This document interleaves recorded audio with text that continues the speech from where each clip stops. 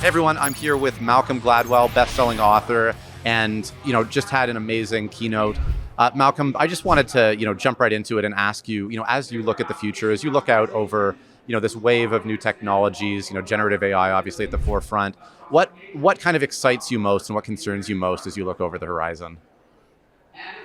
Well, the theme of my talk today was about how AI is its clearest and maybe most promising application is strengthening weak links. And so upgrading, bringing lower performing things to some higher level. And if you just think about it in those terms, it's unbelievably exciting, right? So that you can think of, everything, I often think of any argument about AI is clarified if we remove the developed world and we just say, just think about this if we're only talking about less developed countries. What do we think the kind of pros and cons of AI are? And it's just overwhelmingly Right. pros. Hmm. I mean, if I can bring world-class, medical decision making to some rural area, or I can give a subsistence farmer, cutting edge advice on what he should be planting and when he should be planting it, and what the weather is, and I could go on and on and on. So that is the clearest win. And then I think it gets a little more complicated in the developed world, where what we choose as our kind of favorite approach, because we do have, like the talk I was giving today, which was all about the use of AI to train teachers. The very clear choice is you can use AI to replace the human teacher, or you can use AI to make the human teacher a better teacher. I think the second is a lot bigger win for society. But the temptation just to replace the teacher will be there. But I just think it's up to us to decide what we think the right choice is. Yeah, it's super interesting, and one of the pieces of sort of conventional wisdom around AI that you completely flipped on its head, which I had never heard before, is I feel like there's so much talk about, is AI smarter than the smartest human, and is it going to replace us, and all the top of the mountain use cases, and the use case that you showed is more about, like, can AI be dumber? Right? If I can kind of just shorthand it like that, right? Yeah. For so many of us and for so much training, and you probably have better language around this than I do, but there's a transfer from a high expertise individual to a low expertise individual. And that mismatch is just kind of rife for conflict or frustration. And AI can actually Yeah. support that and train people on this. And you talked about it, as you said, in the context of schools. But have you thought about more? Do you see other potential use cases, in any other field? Oh, I mean, it's really limitless. Yeah. Once you think about that, the question as you pose it is right. There is a persistent problem that is growing larger over time of this gap between high expertise and low expertise, people or environments. So think about medicine, for example. Not only is the medical professional required to know a lot more than they were required 25 and 30 years ago, but they also have the job of explaining it to their patient, which is getting harder and harder and harder to do, right? So is there a role for AI to assist to get the patient up to speed so they can have a productive conversation with a real person when they get into the office? That would be an equivalent use case. That's a really because so much of the problem in those kinds of interactions is there is a degree of social embarrassment on the part of the person who is on the low end of that encounter. They just don't want to feel dumb in front of somebody else. But AI, remember that the famous thing from early on the internet, no one knows you're a dog. Yeah. Well, with AI, no one knows if you're an idiot, right? Like, it's this wonderful, it's a place for you to get smarter before you go out and encounter the world. Yeah.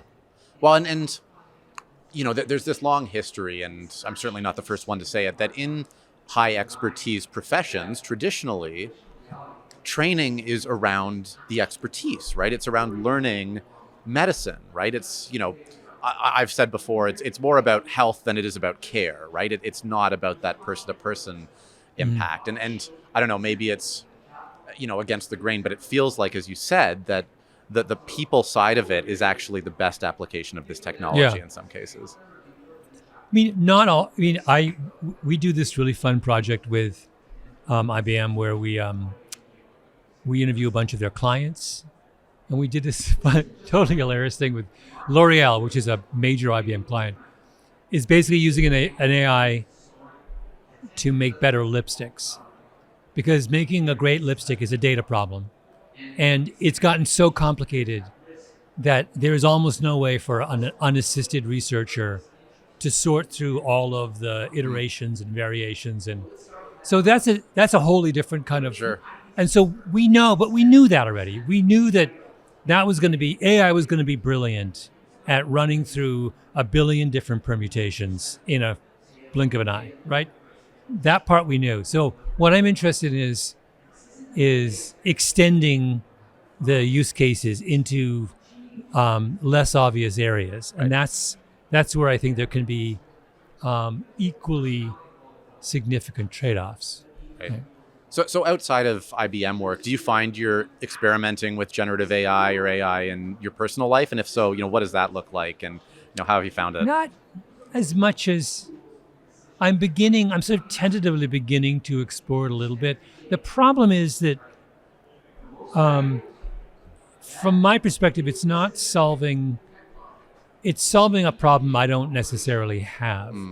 And that is, my problem is, how do I find an unusual way to tell a conventional story? Right. Or how can I find very specific little details that serve a narrative function of sparking people's interest?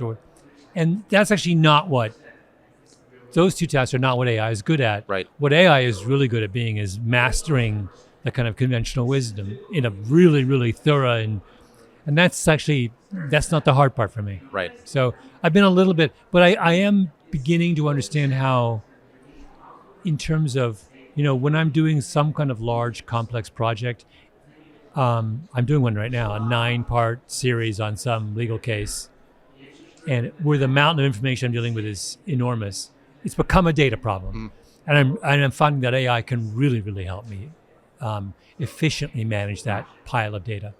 So when you do a new project, whether it's a new book or any sort of kind of deep, meaty topic, do you typically start with the thesis and kind of work down for examples, or do you try and find interesting stories and collate them into a broader theme?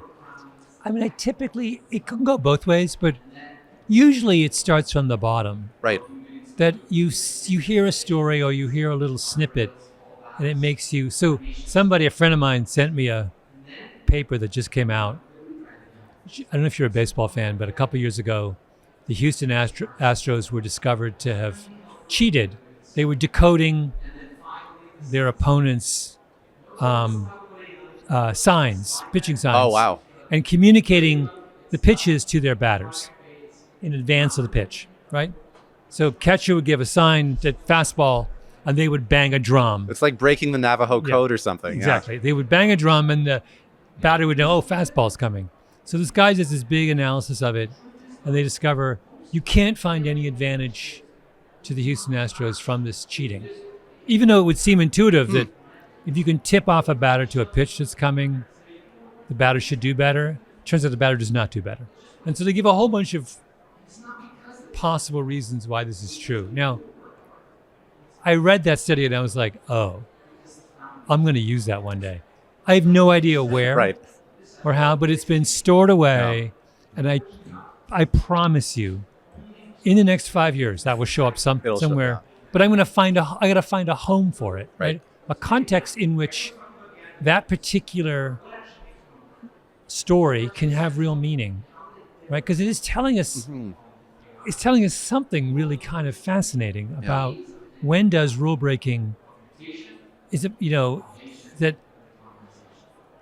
that what looked like advantages are not always advantages. Right. There's any number of things. Right. More information isn't always. Not necessarily better or whatever. I don't know what it is yet, but that's very much how I work, is thinking about those kinds of things. And that was kind of what I figured intuitively. And the reason I brought it up is I ran a little experiment myself, which is I asked ChatGPT, like, what are some what do you think could be the next book Malcolm Gladwell writes, and try to get it to come up with some hypotheses. And what I found, and I'm curious to run it by you, but they didn't really, in my mind, maybe you'll find differently, like they didn't nail the mark. And to me, my hypothesis for why they didn't nail the mark is because you don't start writing a book with a title, right? Like it's not that top level that makes what you do fascinating. It's the whole thread. Yeah. Right? Or I would say that you could ask ChatGPT if you fed, like I spend a lot of time with academics. So, and lately for this project I'm working on, it's been a lot of time with law professors. If I take a law professor's published work over the course of 25 years, and I give it to ChatGPT and I say, predict what the next paper will be in this person's research, I'm guessing ChatGPT would do a very good job. Because there's a clear pattern to that kind of academic research. Right. You have patterns of inquiry, and they point in certain directions. But the difference with me is I don't have formal patterns of inquiry. I'm just I do stuff for the most serendipitous. You're an interested guy, right? Yeah, What's someone interesting? tells me something, or something turns out to be unexpectedly interesting, Yeah. So it's hard to do a prediction. Right. Can I run a few by you and just see what you think? So the first one is called, and I didn't tell it to do anything about AI, by the way, but the first one is called The Algorithmic Instinct, How AI is Rewriting Human Judgment. Concept, Gladwell could explore the tension between human intuition and algorithmic decision-making, much like Blink examined snap judgment. The book could interrogate when and why algorithms outperform or undermine human instincts. That sounds interesting. Not going to do it, but it sounds interesting. Now I guess you're not going to do it. One more for you here. The network effect, social contagion and influence in the digital age.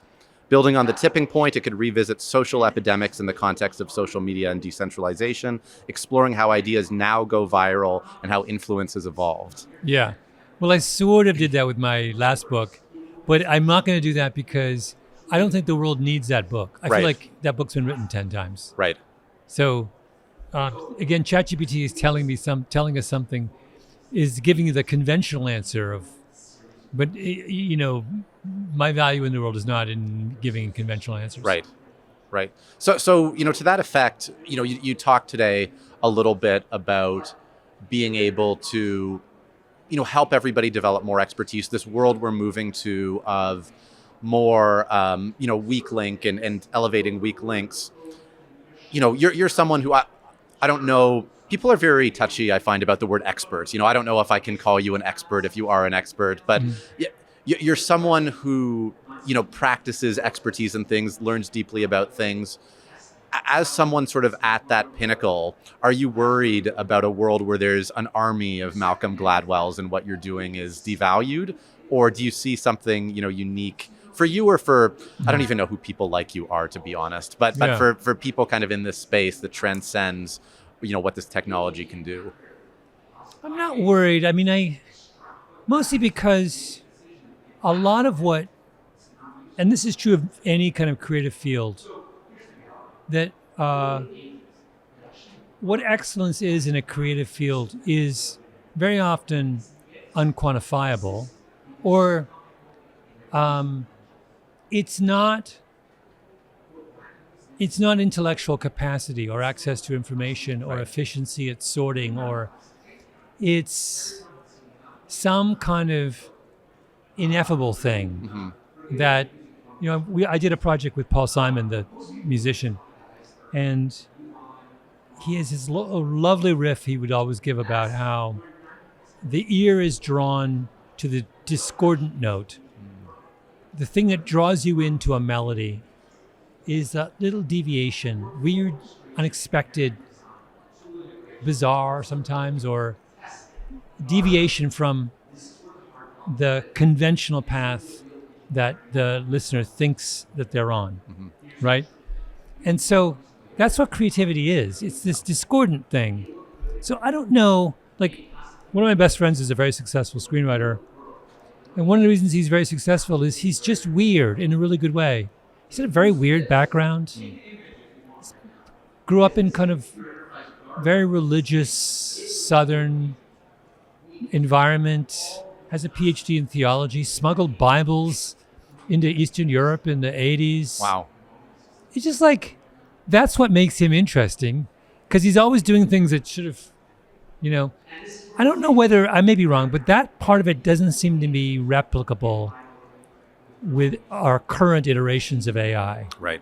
On the other hand, he will tell you that AI has sped up his research process by an order of magnitude.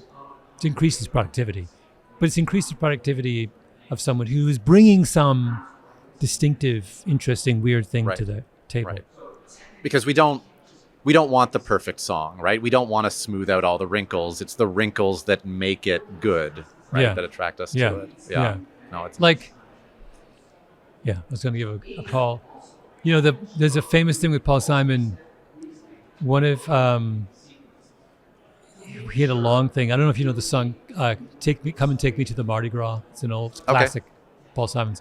Come on, take me to the Mardi Gras. That's a song where he took a falsetto, a reverend from Harlem, who was one of the great falsetto singers in gospel music, took him to Muscle Shoals, Alabama, which is the center of R&B, imported a marching band from New Orleans, and they got together and they did a calypso song. So he combined 4 different musical traditions, and he was a white Jewish guy from New York, wow. right? And that's one of his greatest songs. That's what we're talking about. Like, only he would think to combine. He's actually combining 5 musical traditions. Yeah. That's not, AI is not going to give you that. ChatGPT is not giving you "Come and Take Me to the Mardi Gras." Right. It might give you a Taylor Swift song, like the 5th best song on her album. It's not giving you Graceland. Right. It's not giving you like all of the things that are kind of iconic. It doesn't have that unique human filter of I happen to be, exposed to these inputs that, created That's this right. output. Yeah. Yeah. Yeah. Yeah. So on that note, one of the things, Malcolm, that I've been talking about lately is just, for everyone, certainly for leaders, just the power of storytelling as a vehicle for influence, right? As a vehicle for leadership, as a vehicle for, I don't know, in some ways, getting your will to actually be accomplished. And this is something that, I certainly view you as kind of a, a world-class storyteller. Is there a recipe for a good story, or what actually makes a story compelling? And is your version of storytelling, do you think, broadly applicable to, everyone? Interesting. I think that, the audience just, one definition of a story is, it is simply an experience that leaves the listener in a different place at the end than they were at the beginning. So there has to be movement. So it's not the assertion of a fact. It's not the description of a situation. There has to be some distance traveled. And if along the way in that journey, the listener's expectations are violated in some way, then we have a real story, right? And by the violation of expectations is this crucial thing as well. Like, there has to be a turn. Like, to give you an example of a story, for years and years and years, one of the most powerful brands in America is Tesla, right? Valued at many multiples of any other automobile maker. Incredibly successful, first successful automobile startup in God knows how many years.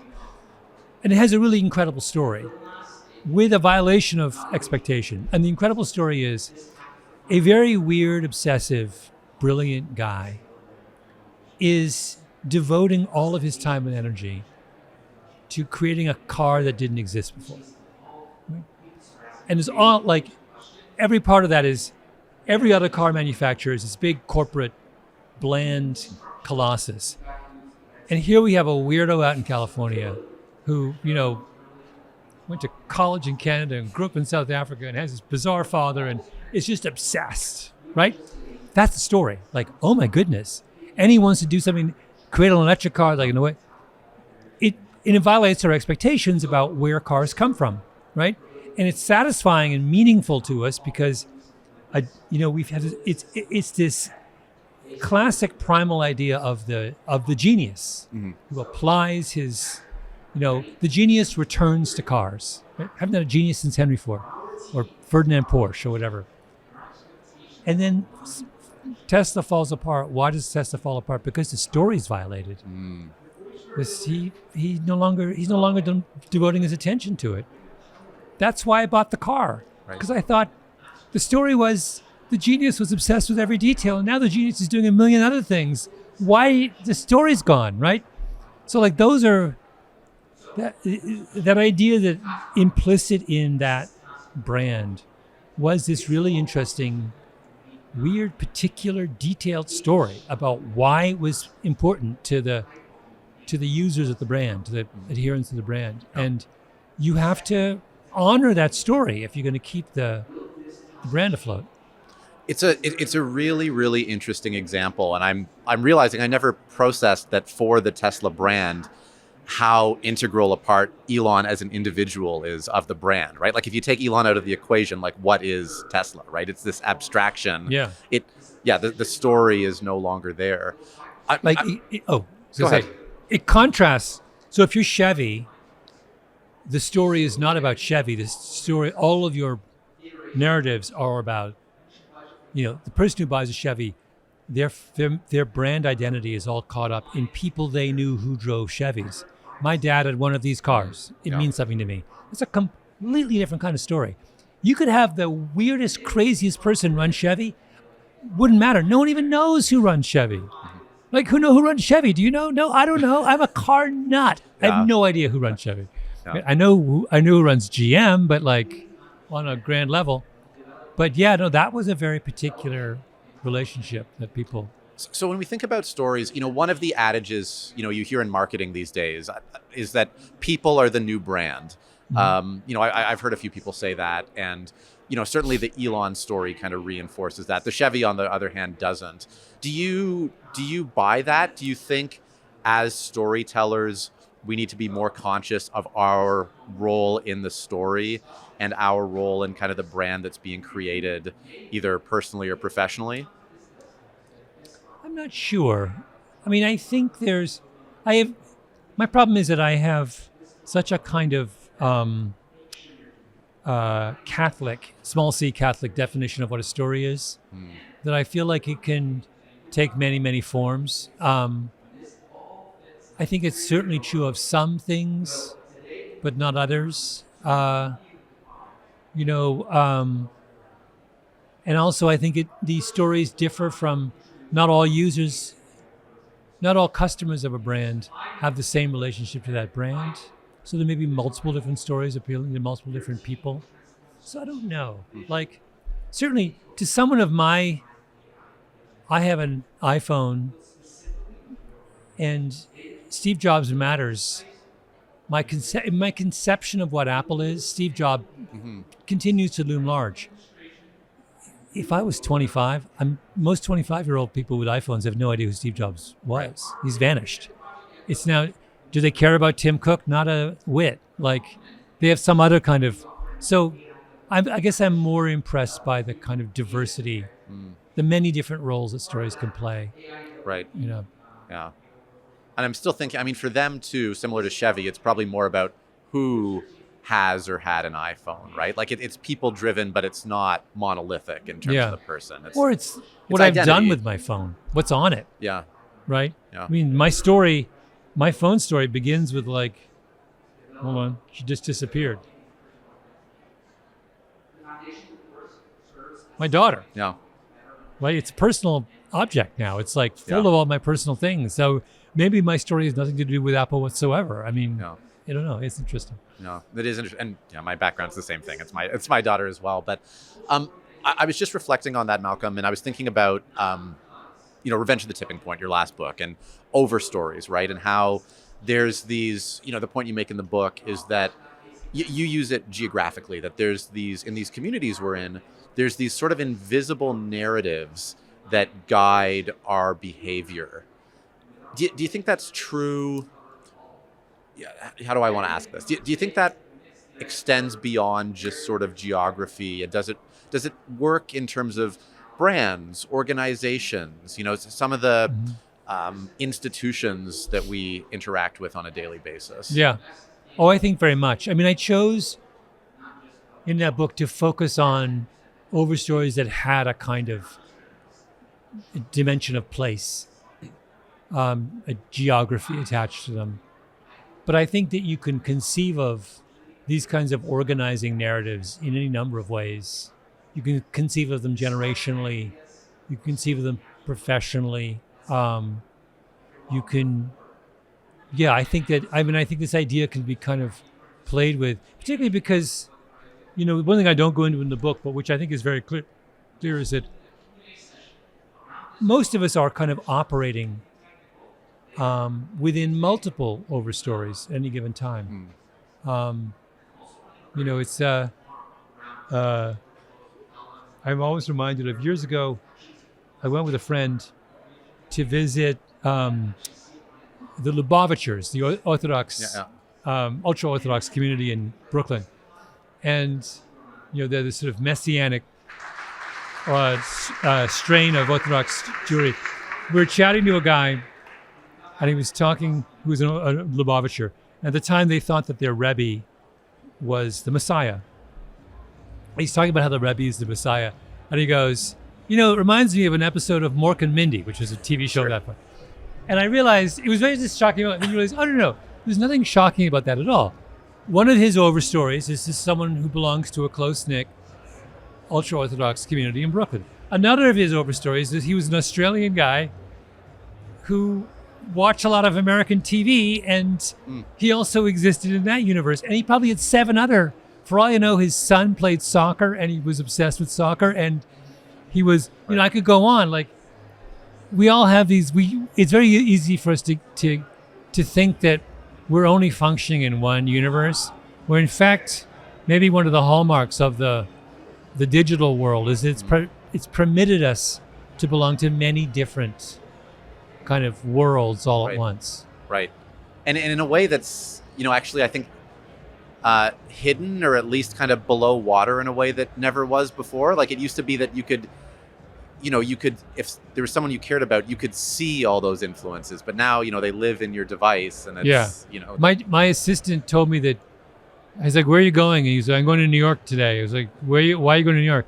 I'm going to a show at Madison Square Garden. I was like, what's the show? He goes, it's a Dungeons and it's a live taping of a Dungeons and Dragons podcast. They filled Madison Square Garden. Like, I'd never heard of this. I didn't even know this existed. But that's my point. Like, that was one of his identities that I had no idea was a part of it. Wow, and that's also just culturally so interesting. And it comes back to community and identity, that there's now enough people. Podcasts, I don't want to get too meta here, but the fact that podcasts have become so popular and people see them as a medium that, in a lot of ways has become more popular than a lot of traditional media. I don't know. To me, it feels like people want to imagine that they're sitting at the table with you, right? Like there's something deeply personal about it that you don't that you don't get from a higher budget production that's, less personalized. Yes, I think that's true. Yeah. That intimacy is the big calling card. Yeah. I wanted to come back to the overstory piece. And, for me, I talk a lot about organizational leadership and culture, right? And how we can kind of define organizational culture. For overstories and these kind of invisible forces. And this is something you don't really get into in your book, but I was curious about on your perspective, like to what degree they're actually steerable and moldable versus just being emergent. Like, can we harness them in any way? Or is it better just to, understand them and take advantage of our deeper understanding of them to get to our outcomes? I do think that they are fluid and changeable. I don't think we can ever have complete confidence that we know how to change them or can change them at will but But it is pretty clear that like the ways in which we organize these kinds of common narratives shift all the time. I'm doing a project right now on the death penalty in the United States, and it's a big deal in the 40s and 50s and 60s. It goes away in the 70s, and Americans overwhelmingly turn their back on the death penalty, and then it comes back, right? I mean, so like in the span of 30 years, it's big, not big, and then big again. And at no point in that cycle did anyone predict the next stage in the cycle. But these are deep, these are not frivolously, lightly held beliefs. These are deeply held beliefs that nonetheless changed twice in the span of a generation. Right? So these things are in ways I think, and in the book I talk about, the doctor moves from Buffalo to Denver and to Boulder, and their kind of conception of what it means to be an effective medical specialist changes instantly. Mm-hmm. These things are volatile. Yeah.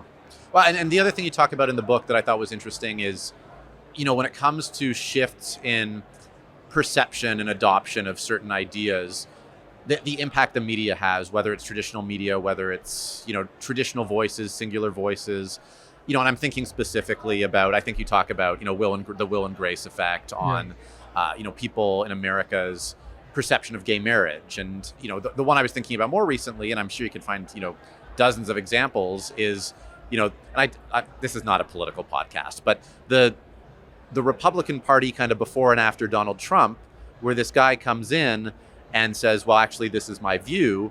And suddenly there's, 180 is too strong a description of the shift. But there are these huge kind of tectonic changes in how, identity is viewed and, people view this. And I'm curious on your perspective, because my sense, and especially in a weak link world, you would think it would be more democratized in terms of how these things shift, and there's more subtler forces. Mm. But I don't know, is that true? Are both true? How do you see the impact of, more monolithic forces versus more decentralized forces in the coming years? It's a hard question, because we sort of have swapped one model for another, or at least in many realms. We've gone from these highly centralized forms of cultural production to decentralized ones. And we're discovering that the differences between those two forms are significant. You raised the question of Trump. Do I think the shift to Trump would have been possible in an earlier, more centralized environment? And I would say, I do think that. I don't think Trump gets elected in 1972. Oh, I agree. Yeah. I mean, I think there's something that's somehow distinctive of the kind of moment that we're in, and the idea that politics is playing such a different function culturally today than it did back then. It's really become entertainment. It's the only common conversation we're having now. Sports and politics are the only common conversations we're having, whereas we used to have far more outlets for this kind of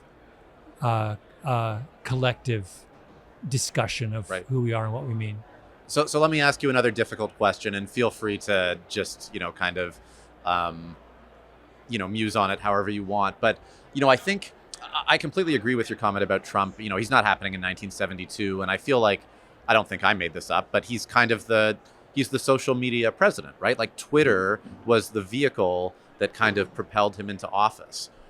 Are we going to see more people like that? And now that we're, in terms of the technology zeitgeist, it seems like we've, like, social media, sure, but now we're talking about generative AI and the impact some of these technologies can have.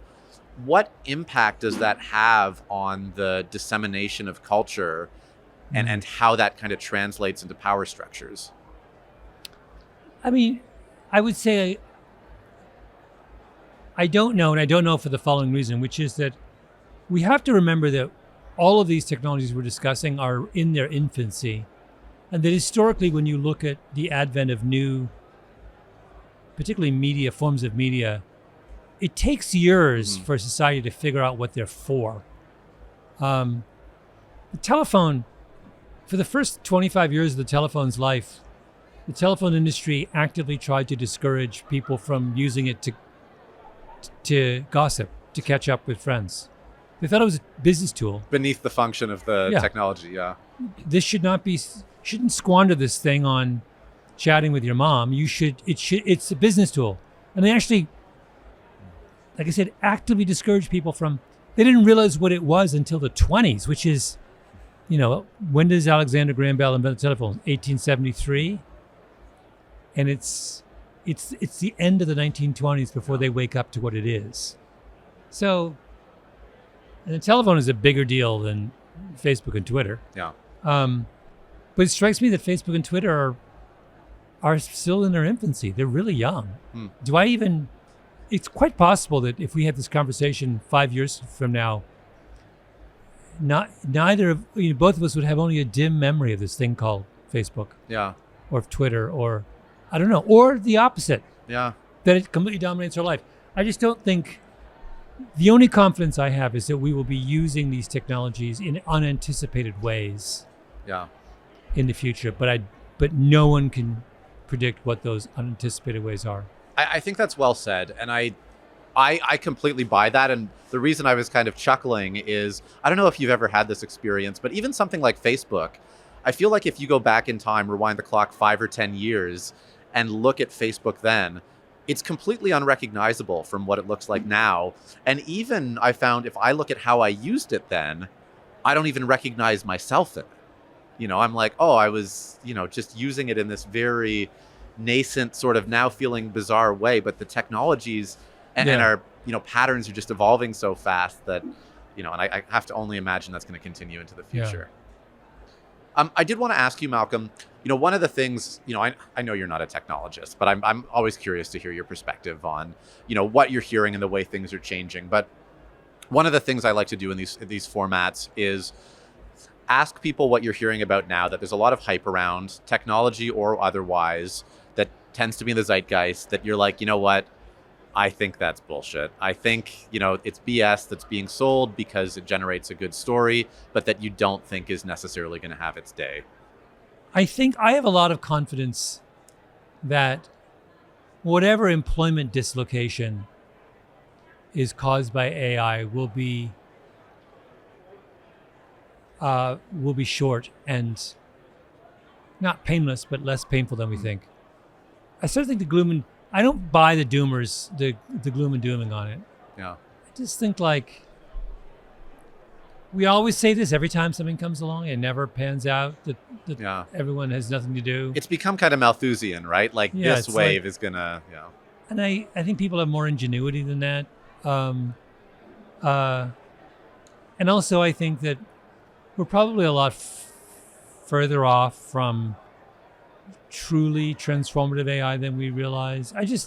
I'm on the kind of, my expectations are, but I also simultaneously believe that a lot of the most, revolutionary uses of AI are some of its simplest ones. And it doesn't need to be this incredibly mind-blowing technological accomplishment to make a difference in our lives. Simply holding and organizing information and standing at the ready to give good answers to problems is huge. I mean, if that's all it did, it would be transformative. Well, and you talk about it from a research perspective as kind of a data organizer, right? Even if all it does is you feed it all your data and then ask it questions about that data, it's still exponential. Yeah, that's exponential. Yeah. Are you, I was just listening to that response. Are you a natural optimist with, just kind of forward looking in general? I sort of get that sense about you, that you don't have a lot of doom in your vocabulary. Or are you just an interested observer? Well, I have a little bit of doom right now in my vocabulary, but I generally think, I think of problems as simply arms races between the problem and a solution, and we're generally pretty good at keeping up in our end of that arms race. I must say that well, not to get political, but RFK Jr. has shaken my. I find him. I find what is going on now. I did not anticipate this would ever happen in any kind of developed country in the 21st century. I am utterly gobsmacked. The anti-science approach to public health. He does it. The idea that a guy could be running the greatest scientific institution in the history of mankind who believes Louis Pasteur was wrong is just, I did not anticipate that. Yeah, that's a fair one. I was going to ask you. Yeah, I understand why there's a sense of doom when you see that. And that's so. Let's maybe loop that back around to the conversation about expertise, right? Because there's, I don't know if this is too dramatic, but I feel like there's sort of a war on expertise going on right now. Like there's certainly a wide, chasm between, experts and non-experts. And it feels like it's become very in vogue to be like, well, the experts are like, they're as self-motivated as anybody else. They're manipulating you, right? You can't trust them. We know better. Common sense prevails. Louis Pasteur be damned. Yeah. What the hell do we do about that? Like, does this training piece that we were talking about, 20 minutes ago, play a role in that? I mean, this is one of the best case scenarios for AI, which is, I had a little hilarious version of this where I had done this podcast that was very critical of RFK Jr. and of Joe Rogan for sure kind of platforming these people. And Elon Musk retweets some angry tweet about my work, and it gets a ton of views and blah, blah, blah. And one of the things that happens is that people on Twitter start asking Grok, is Gladwell does he make stuff up? Is he a hack? Is he all the things that I was accused of being? And Grok defends me. Now, this is a personal version of a large, bigger thing, which is, we have rarely been better equipped to deal with nonsense than we are now. I mean, we have a tool at our disposal which finds it's very hard for AI to lie about the big issues, right? You're not going to get, your AI is never going to tell you, or is not going to tell you that vaccines cause autism, because it's going to look at the data, right? That's what it does, unless you corrupt it in some spectacular fashion. So it's, we are building a corrective to a lot of this nonsense at the same time as the nonsense seems to be peaking, we built an institution that can answer it. Right. Which in some ways is really reassuring. I'm still I'm still processing what you mentioned earlier about storytelling, right? Which is like facts are not a story. It's the narrative. It's the emotional journey you go on, and the impact that these outsized voices can have because they put their own ribbon on whatever series of facts or falsehoods that they want to. But we sort of backed into something that I wanted to ask you as well, which is, I think I mentioned off the top that, I've been a fan of yours for a long time. And to me, that's kind of a no-brainer. I just personally relate to your worldview. And as I was looking at some of your stuff online, there seems to be like a Gladwell backlash out there. Like there's just certain areas of social media that are just like, and you sort of talked about it in the context of this, where they're, I don't know, like if you want to call them haters or what, but just people who you can say anything and they're like, you're the devil. And I'm curious why in your mind that is, like what's led to that? Because I don't see any sort of negative force in anything you've ever done. So I'm curious what your It's stance gone on, I would say, it's actually less now than it used to be. It's been going on for a long time. And I think it's simply, I can give you a kind of like flippant mathematical response, which is, it's a function of, if 90% of people like your work, which would be high, but let's assume that across the board for all writers, commentators, 90% of their consumers approve of what they're reading. If you sell 10 books, that means you have 9 fans and 1 critic, right? It's going to seem, you probably never hear the one critic. And if you hear anything at all, you hear from the fans. If you have 1 million readers, it means you have 900,000 fans and 100,000 critics, right? And that's if you have 90% approval from your. So it's just a function of like how many people are reading your stuff, Right. and I think that's what. And the haters are more motivated Right. than the non-haters, and Right. so you're gonna have this perception of. And also, the other thing I would say is I do love poking the bear. So Sure.